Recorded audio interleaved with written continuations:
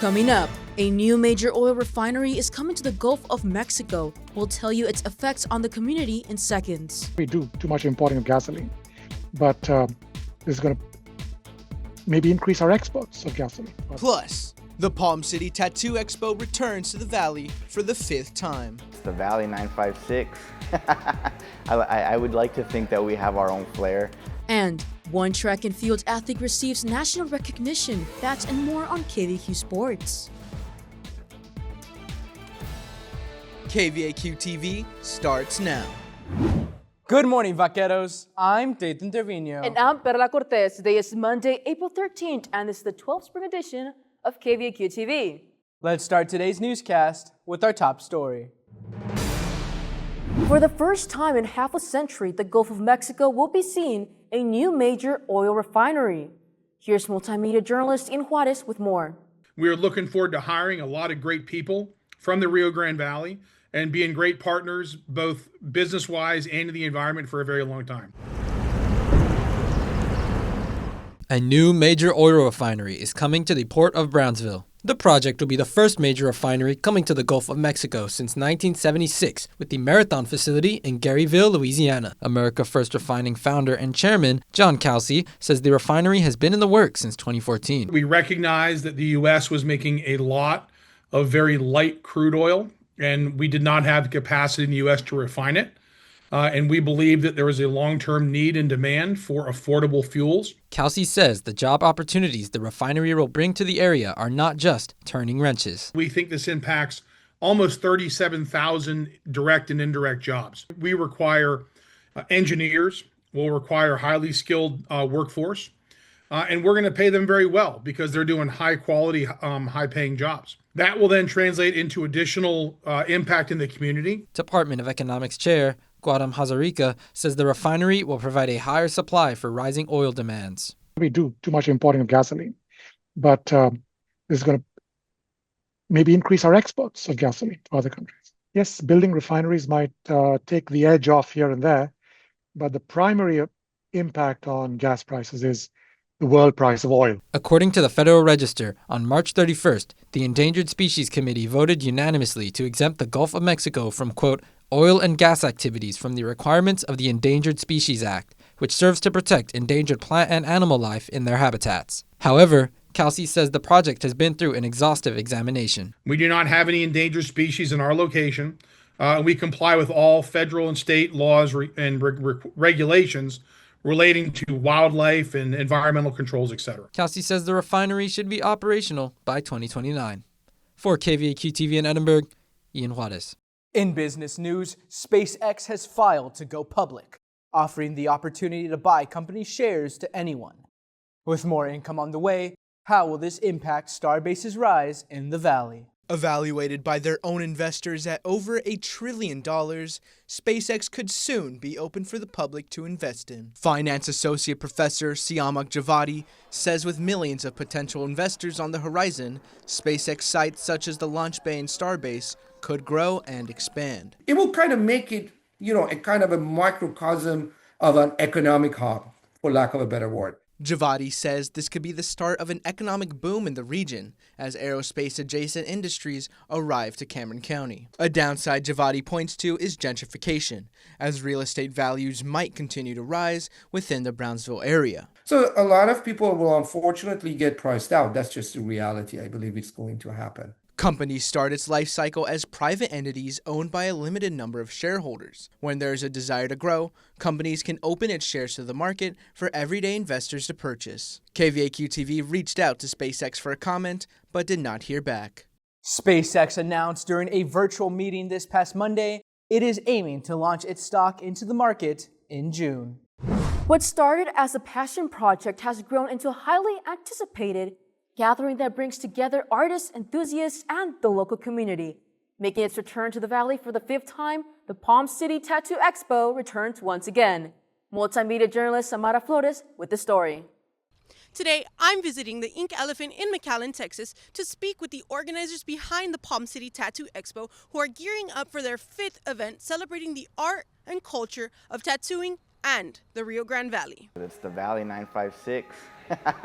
I would like to think that we have our own flair. Notably one of the Valley's largest tattoo events, this expo is dedicated to bring people together through art, community, and culture, with over 100 artists in attendance, 100 booths, and more than 20 plus vendors set to participate. This event focuses on high-quality tattooing, tattoo education for the public, as well as creating outlets for other mediums of art such as piercing, painting, handmade crafts, jewelry, clothing, and more. Organizer of the expo and owner of the Ink Elephant, Eric Ryan, says that this event is an opportunity for artists to unite and share the Valley's rich cultural flair and immerse oneself in the local culture. There are all kinds of tattoo expos that kind of focus on different things.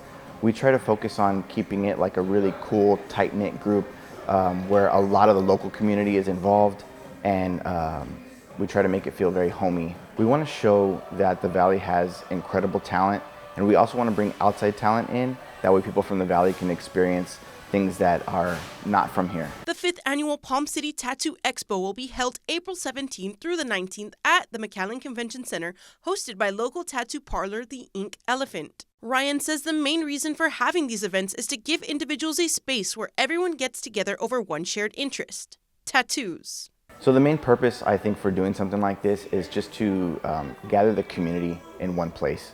It's just a place for everybody that loves tattoos, loves art, to collectively get together and just celebrate that. A space that once brought tattoo lovers together has now turned into a rapidly growing and widely recognized event. Ryan says he has one goal in mind: to make every expo better than the last. The show has grown every single year, trying to incorporate new things every time, different forms of entertainment. Also, we're upgrading like our awards for the tattoo contest, just kind of looking at small things just to add more value to the show. The expo invites locals to join them in celebrating the diverse art form of tattooing, its history, and the talented individuals who bring it to life every day in their work. Come out and support. You know, the tattoo community is really cool. If you're not familiar with it, show up and familiarize yourself. There's a lot of really cool, fun people, a lot of cool, fun things to see and do. If you're not into tattoos specifically, but you can appreciate art, check out the show. There's going to be tons of artwork everywhere. You'll find out all kinds of merch, little trinkets. People make drinkware, cups, wood cutouts, t-shirts, stickers, all kinds of stuff outside of just the tattoos. So come check it out. At the very least, you'll just gain a lot of really cool new information. For KVAQ-TV in Edinburgh, Samara Flores. This week on KVAQ Sports, we highlight friendships within teams and one vaquero who gained national recognition.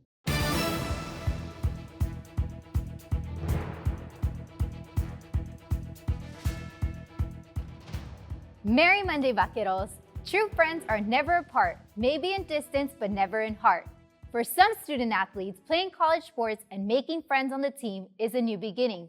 For Aiden and Jaden, playing college football was not their first encounter, as their friendship started in high school and goes way beyond the field. We played a lot of games together, throughout all high school and every practice in high school, every practice now. So we kind of just have a knack for what each of us are going to do. Maybe if a play breaks down or something, which way he'll break. Redshirt freshman quarterback Aiden Jacobson and redshirt wide receiver Jaden Smith grew up in Ingleside, Texas, and attended Ingleside High School. The two became friends at a young age, bonding over shared interests, a similar sense of humor, and a passion for playing video games such as Rocket League. We've been playing Rocket League now, but we kind of suck. So we're practicing, we're grinding every night for, to get better at the game. Jacobson says a moment where he connected with Smith on the field was when they were having a practice scramble drill. We just had a play broke down, and it was kind of a scramble drill, as some would say, and he kind of just broke into a spot where I was already throwing, and I was like, well, I hope he was breaking here. So, for him, he started to do what he was supposed to do, but, the connection came in, and then we saw a little window. Smith says having a bond with Jacobson has allowed them to correct the mistakes made out on the field. We're able to correct mistakes really quickly and build off of that really fast.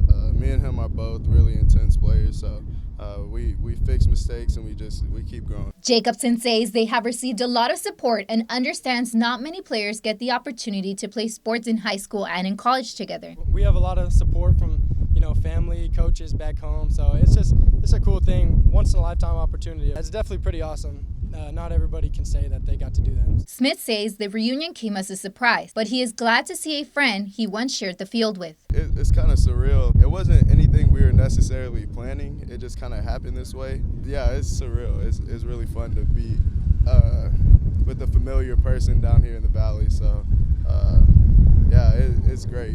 Jacobson and Smith are just one of the many friendships on the field.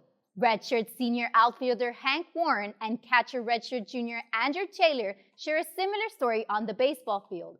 Although both players grew up in different cities, they share similar beliefs and roots.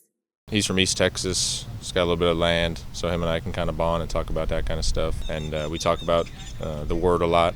We talk about our Lord and Savior Jesus Christ as much as we can. That's something really important to the both of us, so him and I bond over that a lot. Warren says he met Taylor through a high school teammate and has reconnected with him on the team. I played summer ball with one of his high school teammates. That's how I met, or learned a little bit more about him. And then especially this spring, we've really grown together, rooming together on the road, so it's been great. He says the toughest part about playing away is being on the road, but he is glad to have someone he can talk to. When you're on the road, you're constantly living in the same room as somebody. It's always nice to kind of come back and, decompress and be able to have someone to talk to, and then even just have things outside of baseball, because we're so consumed with this every day. We're out here multiple hours a day doing this. Beyond the other things they have in common, they share one singular goal: to achieve victory on the field. I would say he's a hard worker, and he wants to win, and that's one thing that I think we share in common, is that we both just want to win, and we do whatever it takes for this team to win. Onto track and field, sprinting her way to the top is one vaquero who is leaving her mark as a senior.